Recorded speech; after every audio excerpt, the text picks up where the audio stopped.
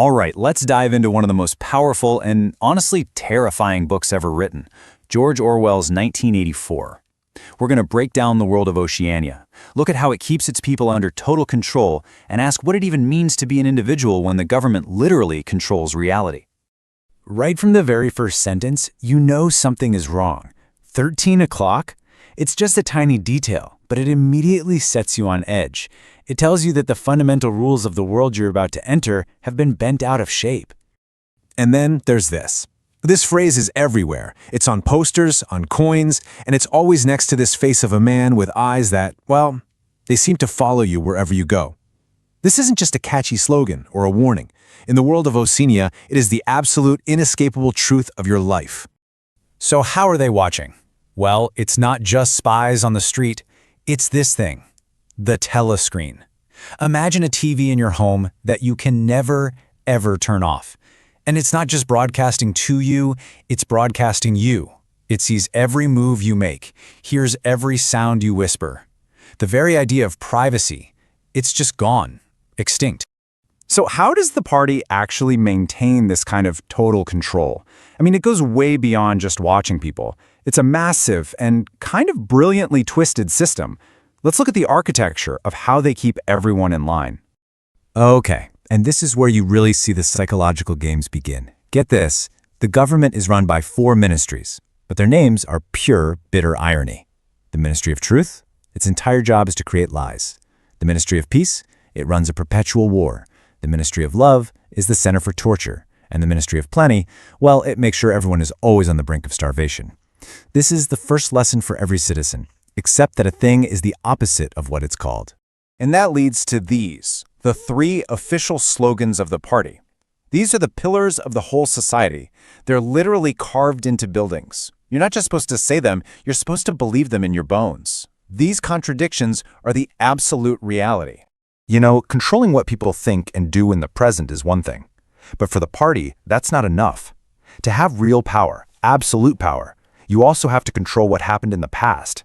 And this is one of their main tools for doing that. It sounds almost quaint, a memory hole. But it's this simple little chute in the wall. You have a newspaper article, a photo, any piece of evidence that contradicts what the party is saying today, you just roll it up, drop it in the slot, and a current of warm air whisks it away to a furnace. Gone. Forever. And this right here, this is the core logic of the entire state. If you control every document, every book, every photo right now, in the present, then you can rewrite the past to be whatever you want it to be. And if you can do that, well, you can make it so the party has never been wrong, ever. And your power is complete. So let's look at how this actually works. Say the party makes a big promise that the chocolate ration will not be reduced. A few weeks go by and, whoops, the ration gets reduced. So workers in the Ministry of Truth get an order. They go into the archives, find that old promise, and just rewrite it. Now it says there was a warning that the ration might have to be reduced. The original promise? It never happened. It's done. And this power goes beyond just documents. They do it to people too. If someone falls out of favor with the party, they become an unperson. They're not just executed, every single record of their existence is wiped clean. It's like they were never born. And on the flip side, if the party needs a hero to inspire people, they'll just invent one. They'll create a completely fictional person, like Comrade Ogilvy, and write a whole life story for him as propaganda. This is where we get to the deepest and maybe the most frightening layer of control. Changing records is one thing, but what if you could change the way people think? What if you could make it so that rebellion isn't just a crime, but it's actually unthinkable? That's the whole point of Newspeak, the official language of Oceania. Now here's the wild part. The goal of Newspeak isn't to create new words. It's to destroy them.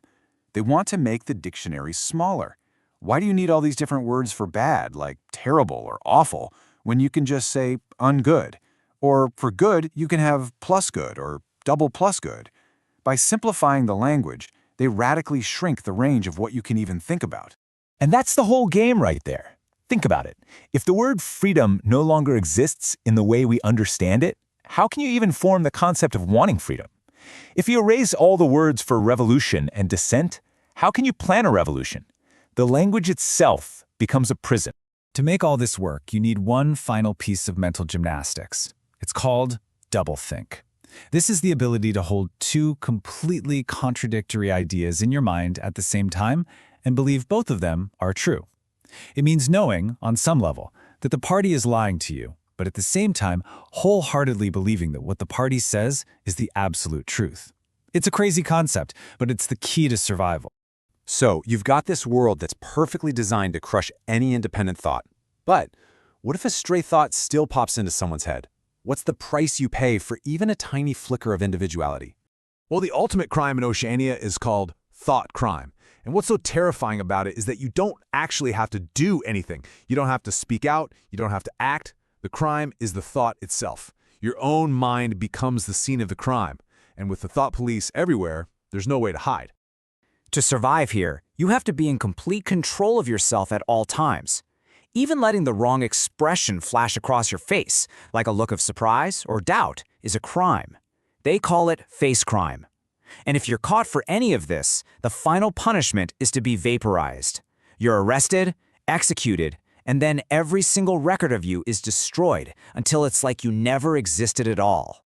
And really, this is the question that sits at the heart of the whole novel. When truth is whatever the people in power say it is, when your memory can be erased, when the very language you use is designed to stop you from thinking, how can you fight back? It's a warning that pushes us to think about how important truth, memory, and language are in our own world and how fragile they can be.